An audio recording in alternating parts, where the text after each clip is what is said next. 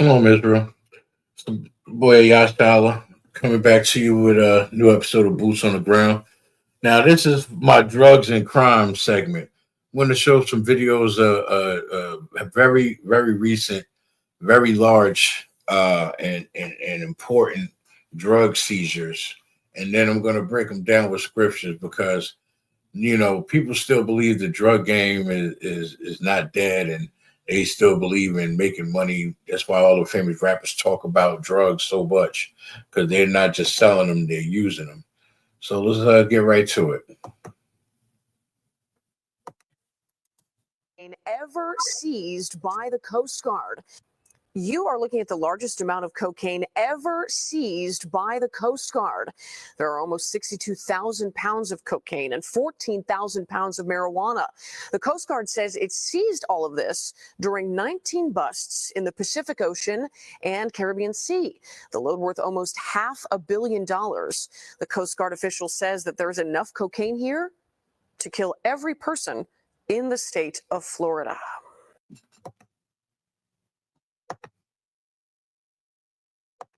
A massive drug bust of nearly 9 men facing charges after a massive drug bust of nearly 900 pounds of meth. 46-year-old Joel Casas Santiago from Minneapolis and 44-year-old Guillermo Chaparro from Chicago facing those charges. According to the criminal complaint, an undercover officer purchased a pound of meth from Chaparro last week. Authorities tracked his vehicle and then saw him put 2 big bags in the other suspect's Jeep. When officers searched the vehicles, they found the meth worth a street value of $1.7 million.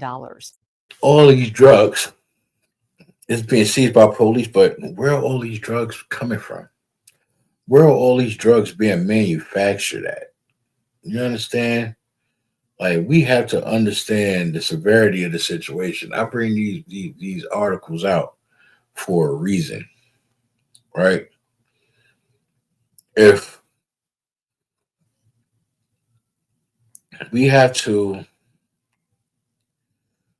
be more mindful of how we please our flesh if we're going to please our flesh.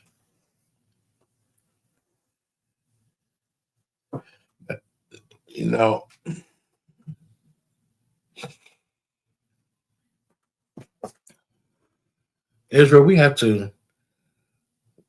I don't want to sound cliche like back in the day, but you got to say no to drugs. Like, they're putting fentanyl and everything. Like, it's not, drugs ain't like it used to be, and we shouldn't be doing them in the first place. But if we go to the book of 1 Peter chapter 4, verse 7, it says, "But in the end of all things is at hand. Be ye therefore sober, and watch unto prayer." Meaning, we're supposed to be keeping the law, statutes, and commandments of the Most High God. We're supposed to be cleaving unto the Most High. We're not supposed to be indulging in drugs and alcohol and obsessive use. Same thing with women. And we just have to learn to be more mindful of that.